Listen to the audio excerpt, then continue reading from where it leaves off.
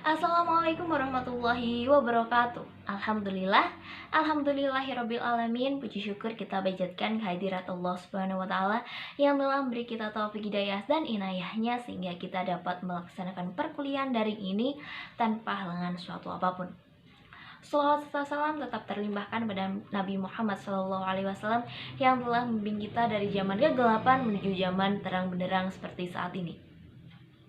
Pada kesempatan kali ini, kami dari kelompok 7 yang beranggotakan saya, Nurul Alimatul Hargianti dengan nomor induk mahasiswa 201190439 dan rekan saya Roshida akan mempresentasikan tentang studi materi pokok bahasan mata pelajaran fikih Madrasah Aliyah kelas 10 semester 1. Di sini kami akan membahas 3 subbab. Yang pertama ada konsep fikih dalam Islam, yang kedua ada implementasi dari nilai-nilai yang terdapat pada zakat, dan yang ketiga ada membiasakan sikap kerjasama dan tolong-menolong sebagai implementasi hikmah dari ibadah haji dan umroh. Langsung saja kita ke pembahasan yang pertama, konsep fikih dalam Islam. Nah, fikih berarti ilmu tentang hukum-hukum syar'i yang bersifat amaliyah yang digali dan ditemukan dari dalil-dalil tafsili. Nah, yang dimaksud dari definisi tersebut ialah fikih itu ibarat ilmu pengetahuan. Namun, fikih itu tidak sama dengan hal tersebut. Mengapa? Karena fikih itu bersifat shoni. Dari definisi di atas juga disebutkan kata hukum, di mana fikih itu ilmu tentang seperangkat aturan yang disebut hukum. Kata syar'i dari definisi fikih tersebut menjelaskan bahwa fikih itu hanya menyangkut tindak tanduk manusia yang bersifat lahiriah. Jadi kalau tentang keimanan atau akidah itu tidak termasuk fikih. Penggunaan kata digali dan ditemukan mengandung arti bahwa fikih itu adalah hasil penggalian, penemuan, penganalisaan, dan penentuan ketepatan tentang hukum.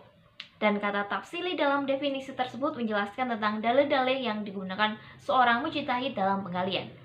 Dengan demikian dapat disimpulkan bahwa pada hakikatnya fikih dapat dipahami dari 4 sudut pandang. Yang pertama, fikih merupakan ilmu tentang syara. Yang kedua, fikih mengaji hal-hal yang bersifat amaliyah furu'iyah atau praktis dan bersifat bercabang. Dan yang ketiga, ada pengetahuan tentang hukum syara yang didasarkan pada dalil-dalil tafsili Al-Quran dan Sunnah. Dan yang keempat, ada fikih digali dan ditentukan oleh penalaran mujtahid. Nah, seiring berkembangnya ilmu pengetahuan, fikih berkembang menjadi suatu pengetahuan hukum Islam yang sistematis. Dalam pembagiannya, fikih itu dibagi menjadi 3, yaitu ibadah, muamalah atau perdata Islam, dan ukubah atau pidana Islam. Tapi ada juga yang membagi 4 bidang, seperti ibadah, muamalah, munakahat, dan ukubah. Sehingga para fuqaha sepakat untuk membagi 2 bidang pokok hukum saja, yaitu ibadah dan bidang muamalah. Yang pertama ada fikih ibadah yang mencakup ibadah mahdhah atau hubungan manusia dengan Allah dan ibadah ghairu mahdhah atau hubungan manusia dengan manusia yang lain dan makhluk lainnya. Yang kedua ada fikih muamalah, yaitu bidang ilmu fikih yang secara khusus mengkaji tentang peraturan-peraturan Allah yang harus ditaati dan dalam bersosial dan bermasyarakat untuk menjaga kepentingan manusia. Nah, fikih muamalah ini dalam artian luas ada bidang ahwal asyasyiyah yang mencakup hukum keluarga, bidang muamalah yang mencakup hukum-hukum perdata, perikatan kepemilikan, ada bidang fikih jinayah yang mencakup ketentuan-ketentuan pidana, ada bidang fikih qadha yang mencakup ketentuan-ketentuan peradilan dan hukum acara peradilan, dan yang kelima ada bidang fikih siyasah yang berkenaan dengan politik dan kebijakan yang meliputi siasah dusturiyah yang mengatur hubungan antara rakyat dan pemerintahnya, siasah dauliyah mengatur hukum dan hubungan internasional, dan siasah maliyah yang mengatur hukum ekonomi. Nah, mungkin itu dari saya. Selanjutnya akan dilanjutkan oleh rekan saya. Kenalkan, nama saya Roshida dengan NIM 201190454. Saya dari kelas PIM dan di sini saya akan melanjutkan presentasi yang poin B. Di sini saya akan menjelaskan nilai-nilai kependidikan yang terdapat dalam zakat. Yang pertama saya akan menjelaskan apa itu zakat. Zakat secara etimologi atau bahasa merupakan kata dasar atau masdar zakat yang berarti berkah, tumbuh, bersih, dan baik. Ditinjau dari sudut bahasa yaitu suci, tumbuh, berkah, dan teruji. Semua digunakan dalam Al-Quran dan hadis. Sedangkan menurut terminologi syariat, zakat merupakan nama bagi sejumlah harta tertentu yang telah mencapai syariat tertentu yang diwajibkan oleh Allah untuk dikeluarkan dan diberikan kepada yang berhak menerimanya dengan persyaratan tertentu pula. Zakat dapat menjadi salah satu solusi pengentasan kemiskinan. Secara historis empiris ekspektasi bahwa zakat bisa menjadi solusi semua persoalan umat khususnya dalam memberantas kemiskinan. Baiklah, selanjutnya saya akan menjelaskan nilai-nilai yang terkandung dalam zakat. Dalam pelaksanaan zakat sebagaimana melaksanakan ibadah yang lain mempunyai dampak positif yang tumbuh dan menguatkan komitmen moral, yaitu ketertarikan batin akan keharusan berbuat baik kepada sama manusia. Juga diharapkan orang yang melaksanakannya mempunyai dorongan yang tulus untuk bekerja dan berkegiatan yang membawa manfaat kepada sesamanya. Dalam pelaksanaan zakat terdapat banyak hikmah dan pelajaran yang dipetik baik oleh pribadi muzaki, mustahik maupun lingkungan sosial, bahkan negara secara umum. Di antara nilai kependidikan yang terdapat dalam pelaksanaan zakat yaitu sebagai berikut. Yang ini saya akan menjelaskan yang poin C, membiasakan sikap kerjasama dan tolong-menolong sebagai implementasi hikmah dari ibadah haji dan umroh. Di sini saya akan menjelaskan tentang pengertian haji dan umroh dan juga tolong-menolong serta kerjasama.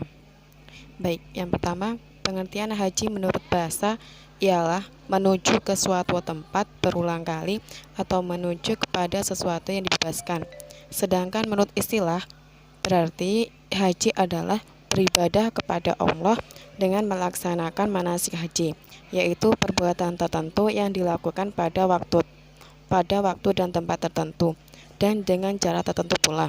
Sedangkan pengertian umroh secara bahasa Arab, umroh adalah salah satu kegiatan ibadah dalam agama Islam, hampir mirip dengan ibadah haji. Ibadah ini dilaksanakan dengan cara melakukan beberapa ritual ibadah di kota suci Mekah, khususnya di Masjidil Haram. Pada istilah teknis syariah, umroh berarti melaksanakan tawaf di Ka'bah dan sa'i antara Safa dan Marwah setelah memakai ihram yang diambil dari mikot. Sering pula ini disebut dengan haji kecil. Dalam ibadah haji sendiri, tolong-menolong dapat kita lihat ketika jamaah haji melakukan pelemparan jumroh dan tawaf. Ketika ada jamaah yang tidak bisa untuk melakukan lempar jumroh atau berjalan tawaf, maka jamaah yang lain wajib membantunya agar sampai kepada pelemparan jumroh, karena itu perbuatan yang wajib dalam ibadah haji. Ada juga jamaah yang tersesat ketika wukuf, maka kita jamaah lain wajib untuk membantu memberikan petunjuk jalan yang benar kepada jamaah tersebut. Ibadah haji merupakan salah satu ibadah yang mengajarkan bagaimana seorang muslim melakukan ibadah secara sinergis dengan semangat kebersamaan. Dengan kata lain, sama-sama bekerja sama antar jamaah. Ibadah haji adalah kegiatan yang selalu dilakukan dalam suasana kebersamaan yang dengan membangun ikatan emosional dan spiritual. Hampir dapat dipastikan tidak ada kegiatan ibadah haji yang dapat dilakukan dalam kesendirian. Semuanya itu dilakukan secara terbuka dan bersama-sama. Untuk itu diperlukan pembiasaan dan implementasi tentang hikmah pelaksanaan ibadah haji dan umroh dalam konteks kerjasama dan tolong-menolong.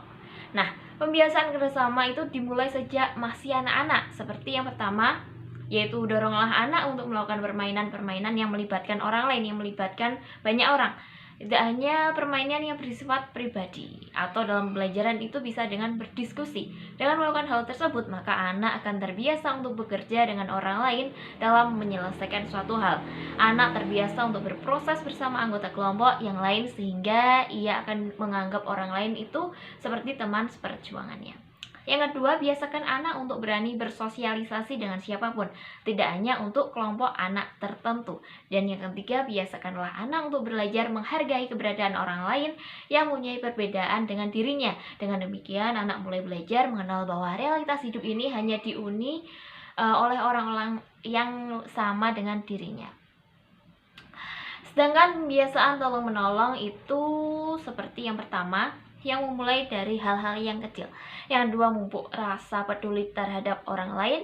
Yang ketiga, belajar ikhlas dalam setiap perbuatan yang dilakukan. Yang keempat, ada mengingat semua kebaikan Allah kepada kita atau sebagai bentuk pertolongan Allah pada manusia. Dan yang kelima itu berdoa kepada Allah untuk membimbing kita menjadi orang yang gemar menolong.